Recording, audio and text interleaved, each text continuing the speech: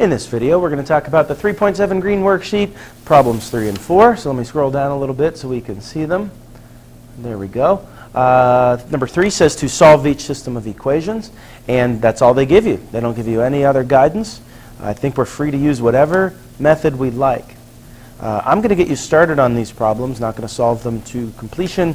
That's up for you to do before tomorrow's class. In 3a, I think this problem is set up for substitution perfectly. They tell us what y equals, x minus 1.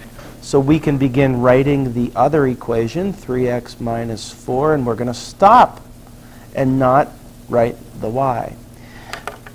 So this is sort of what we called the artist formerly known as y, is now x minus 1. So we're going to take that y out and replace it with x minus 1. That is your classic pull and replace type of substitution problem, where x minus 1 is a valid replacement. It's a legal replacement for y because that's what y equals. From there, we solve this equation using the distributive property. I am going to show you this step, but I'd like you to take it from here. The negative 4 distributed to make negative 4x plus 1. Please continue. Oh, plus 4. 4 times 1 is 4. Glad I caught that before publishing the video. I'd be ridiculed by students all over the classroom. We have negative 4x plus 4 there as we carry through. I'd like you to solve for x and then plug x back in to the equation in the box, the expression in the box, to find your y value. I would say part B would be a classic problem that you would use elimination. My recommendation would be to either double the top equation, producing 10x and negative 10x, or multiply the bottom equation by 2 to produce an 8y on the bottom with the negative 8y up top. The choice is yours. You can either eliminate the x or eliminate the y. C, I'll leave that up to you to do on your own.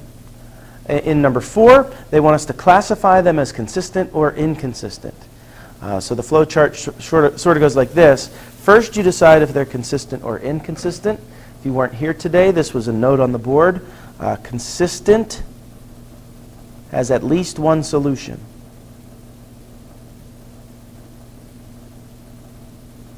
And inconsistent has no solution. All right, so basically, if you get to a point where the problem has no solution, you just say it's inconsistent and you're done. If it's consistent, you have to further classify it as dependent or independent. Dependent would be if you go to graph the line or you go to solve the equation and you find that there are infinitely many solutions. So dependent is sort of a subcategory of consistent. So consistent's the main category.